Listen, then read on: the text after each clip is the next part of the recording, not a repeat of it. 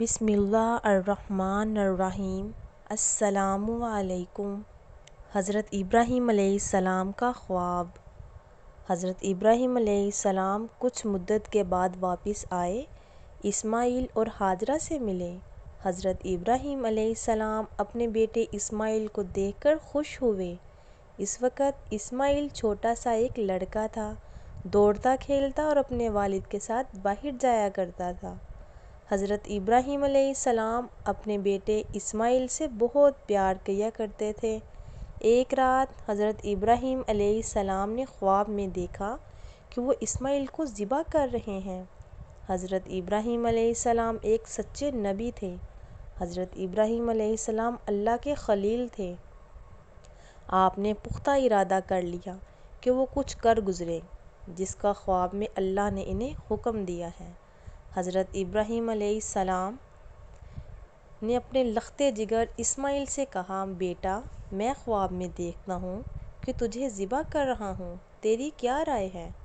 اس نے کہا، ابا جان کر گزریے، جو آپ کو حکم دیا جا رہا ہے آپ مجھے انشاءاللہ صبر کرنے والوں میں سے پائیں گے۔ حضرت ابراہیم علیہ السلام نے اسماعیل کو اپنے ساتھ لیا اور ایک چھری بھی لے لی۔ جب حضرت ابراہیم علیہ السلام منی میں پہنچے، یہ ارادہ کیا کہ اسماعیل کو ذبح کر دیں۔ اسماعیل از خود زمین پر لیٹ گئے۔ حضرت ابراہیم علیہ السلام نے جو ہی ارادہ کیا کہ اسماعیل کو ذبح کریں تو چھری اس کے حلق پر رکھ دی، لیکن اللہ تعالیٰ کو تو صرف یہ بات پسند تھی کہ وہ اچھی طرح پرکھ لے کہ کیا اس کا خلیل وہ کچھ کر گزرتا ہے جس کا وہ اسے حکم دیتا ہے۔ کیا وہ اللہ کے ساتھ زیادہ محبت کرتا ہے یا اپنے بیٹے سے زیادہ محبت کرتا ہے؟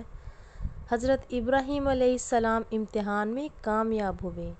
اللہ تعالیٰ نے حضرت جبریل علیہ السلام کو جنت سے ایک مینڈھا دے کر بھیجا اور فرمایا، اسے ذبح کرو اور اسماعیل کو ذبح نہ کرو۔ اللہ تعالیٰ نے حضرت ابراہیم علیہ السلام کے اس کارنامے کو پسند کیا اور تمام مسلمانوں کو عید الاضحیٰ میں قربانی دینے کا حکم دیا۔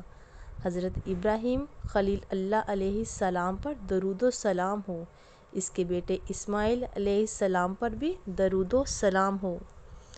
ہماری اس طرح کی اور اسلامی ویڈیوز دیکھنے کے لیے ہماری ویڈیوز کو لائک کیجیے اور ہمارے چینل کو سبسکرائب کیجیے تاکہ ہماری ہر آنے والی ویڈیو آپ تک آسانی سے پہنچ سکے۔ خدا حافظ۔